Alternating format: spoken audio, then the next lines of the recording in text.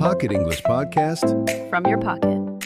Welcome back to Pocket English, where we learn real-life language for the moments you actually need it.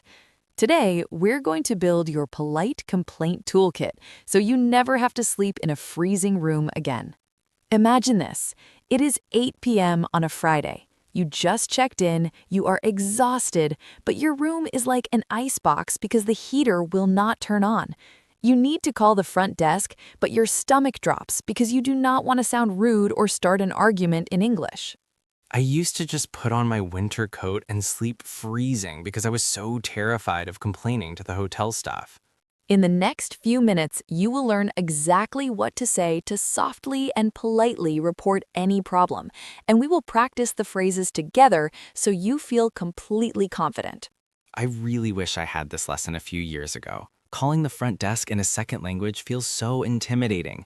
You cannot see their face, you don't know if they are busy, and you definitely do not want to make them angry. Exactly. But the truth is, hotel staff actually want to help you. They want you to have a good stay. The secret is all in the words you choose.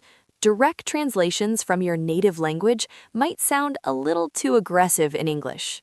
Right. If I pick up the phone and say, "The heater is broken, fix it now," the staff might get defensive. It sounds like an attack, even if I did not mean it that way. That is why we're going to learn the art of softening your English. We're going to do a quick role play. Jack, you are going to be the receptionist at the front desk of a nice hotel. I am going to be the tired, freezing guest in room 304. Listen closely to the exact words I use to report the problem. Ring ring, good evening, front desk. This is Jack speaking. How can I help you today? Hi, Jack. I'm calling from room 304. I think there's an issue with the heater. Oh, I'm so sorry to hear that. What seems to be the problem? It doesn't seem to be working. It's blowing cold air. Could you help me figure it out? Of course. I apologize for the inconvenience. Let me send a maintenance worker up to double check it right now. Thank you so much. I appreciate it. You're very welcome. Have a good evening. And scene. That was perfect. We solved the problem, nobody got angry, and the maintenance worker is on the way. That felt so smooth and friendly. You did not sound angry at all, but you still made it very clear that you needed help immediately. Let's break down exactly why that worked. Did you notice the first phrase I used when I introduced the problem? Yes, you said, "I think there is an issue with the heater." Wait, what exactly is an issue? Why did you not just say, "I have a problem"? That's a great question. The word issue is a softer, more professional way to say problem. When you say problem, it sounds heavy and negative. When you say issue, it sounds like a small, normal thing that can be easily fixed. Oh, I love that. So I'm basically telling them, hey, this is just a small bump in the road, nothing to panic about. Exactly. And notice how I started the sentence. I didn't say, there is an issue. I said, I think there is an issue. That's really interesting. You already know the room is freezing. You know the heater is broken. Why do you say, "I think"? Adding I think softens the statement. It makes you sound polite and humble. In English culture, when you're reporting a problem, acting like you might be slightly unsure gives the other person space to save face. It's a very polite strategy. Wow, that makes so much sense. So, "I think there's an issue with" is our first magic phrase. I can use that for anything, right? Absolutely. Let's practice the pronunciation together. Listen and repeat after me.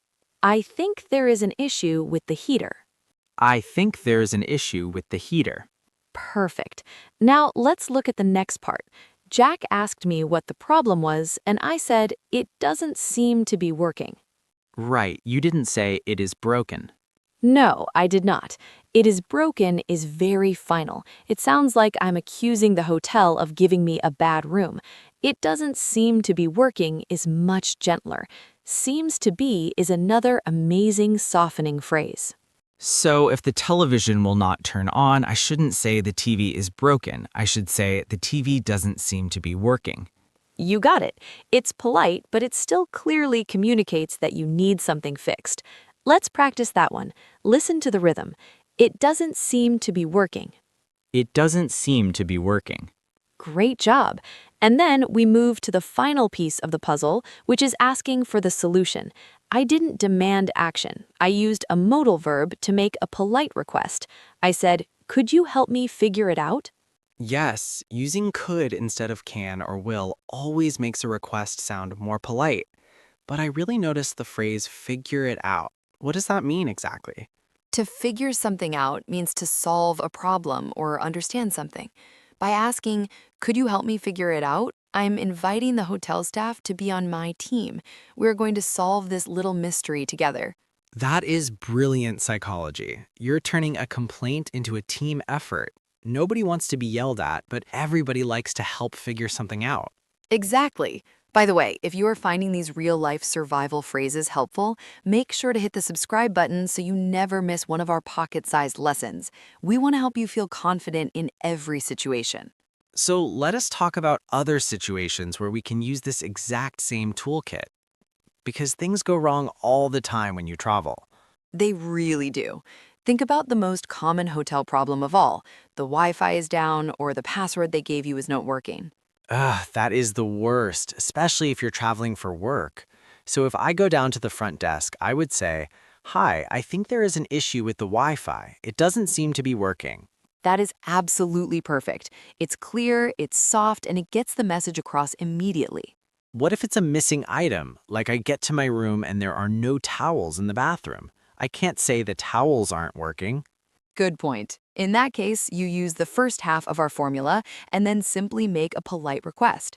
You would say, "Hi, I think there's an issue with my room. We do not have any towels. Could you help us get some?" I like that. I actually have a funny story about this. A few years ago, I went down to the hotel lobby to get a coffee early in the morning. I was in my pajamas. When I came back up, my key card would not open the door. The little light just flashed red. I was so embarrassed. Oh no, standing in the hallway in your pajamas is a nightmare. What did you do? I went back down to the lobby and I felt so nervous. I thought they would think I broke the card, but I took a deep breath and said, "Hi, I think there is an issue with my key card. It doesn't seem to be working. Could you double check it for me?" That is wonderful. You used the exact softening phrases, and you used the word double check, which means to check something a second time to make sure it is correct. How did the staff react? They were incredibly nice. They smiled, apologized, and reprogrammed the card in 2 seconds. It made me realize that knowing these simple formulas takes all the panic away. I love that story, and that's exactly how we want all of you listening to feel. So it's time for our interactive practice. We're going into the pause and try section. This is where you get to actively speak English with us. Don't just listen, actually open your mouth and say the words. It builds muscle memory. Here's how it works. Jack is going to be the hotel receptionist. He is going to answer the phone. I'll tell you what your problem is.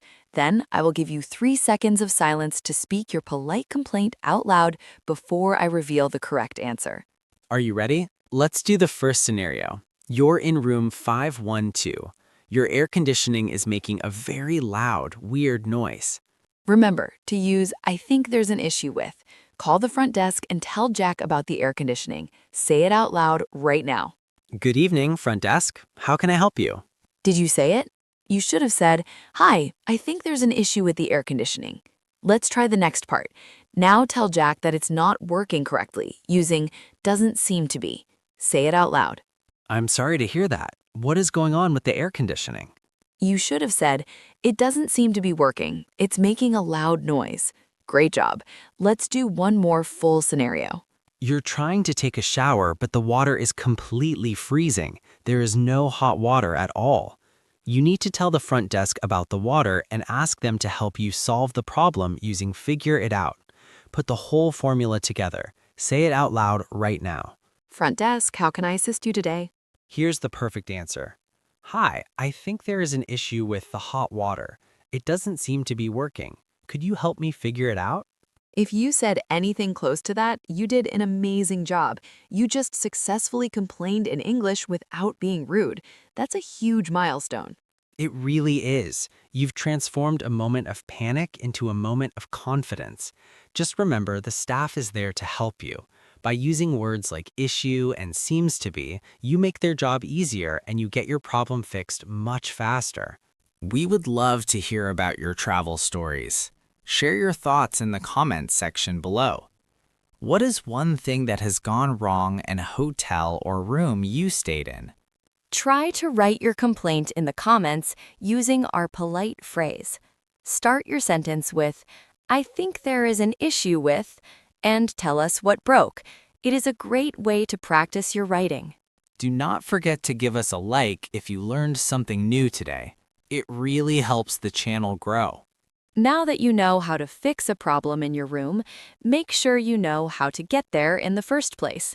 Click the video on your screen to learn how to ask for directions when your phone dies and complete your travel survival kit. See you there.